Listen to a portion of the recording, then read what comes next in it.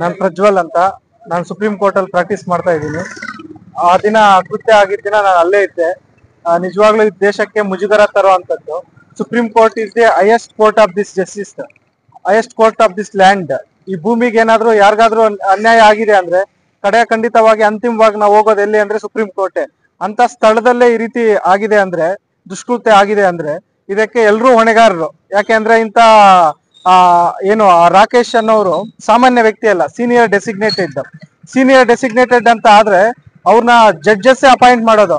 ಏನು ನಿಮ್ಮ ಅರ್ಹತೆ ನೋಡಿ ನಾವು ಸೀನಿಯರ್ ಅಂತ ಘೋಷಣೆ ಮಾಡಿ ಅಪಾಯಿಂಟ್ ಮಾಡುತ್ತೀವಿ ಅಂತ. ಸುಪ್ರೀಂ ಕೋರ್ಟ್ ಅಂತ ಸೀನಿಯರ್ ಡೆಸಿಗ್ನೇಷನ್ ಏನಿದೆ ಅವನ್ ತಕ್ಷಣ ತೆಗೆದಾಕ್ಬೇಕು ಸೀನಿಯರ್ ಡೆಸಿಗ್ನೇಷನ್ ಇಂದ.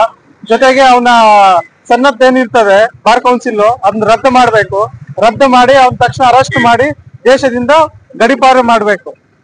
ಅವಾಗ ಮಾತ್ರ ಇದ್ರಿಗೆ ನ್ಯಾಯ ಸಿಕ್ಕದಂಗ ಆಗುತ್ತೆ. ಅವನು ಸಂವಿಧಾನದ ಮೇಲೆ ದಾಳಿ ಮಾಡ್ದಂಗೆ ಇದ್ ಲೆಕ್ಕ. ಕಾರಣ ಏನು ಅಂದ್ರೆ ಸುಪ್ರೀಂ ಕೋರ್ಟ್ ಅಲ್ಲಿ ನಾವು ಅಪೀಲ್ ಹೋಗಿದೀವಿ ಅಂದ್ರೆ ಫಸ್ಟ್ ಏನು SLP ಅಂತ ಇರ್ತದೆ, ಸ್ಪೆಷಲ್ ಲೀವ್ ಪಿಟಿಷನ್. ಅದಾದ್ಮೇಲೆ ಏನ್ ಬರ್ತದೆ, ರಿವ್ಯೂ ಪಿಟಿಷನ್ಗೆ ಅವಕಾಶ ಇರ್ತದೆ. ಅದಾದ್ಮೇಲೆ ಕ್ಯೂರೇಟಿವ್ ಪಿಟಿಷನ್ ಅಂತ ಇರ್ತದೆ, ಅದ್ರಿಗೆ ಅವಕಾಶ ಇರ್ತದೆ.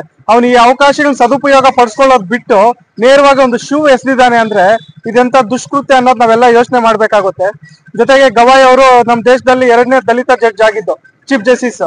ಆದ ಕಾರಣದಿಂದ ಅವ್ರ ಮೇಲೆ ಈ ರೀತಿ ಆಗಿರೋದು ನಿಜಕ್ಕೂ ಸಂವಿಧಾನದ ಮೇಲೆ ದಾಳಿ ಅಂತ ಹೇಳ್ಬೋದು, ದೇಶದ ಮೇಲೆ ಮೂಲಭೂತ ಹಕ್ಕುಗಳ ಮೇಲೆ ದಾಳಿ ಅಂತ ಹೇಳ್ಬೋದು.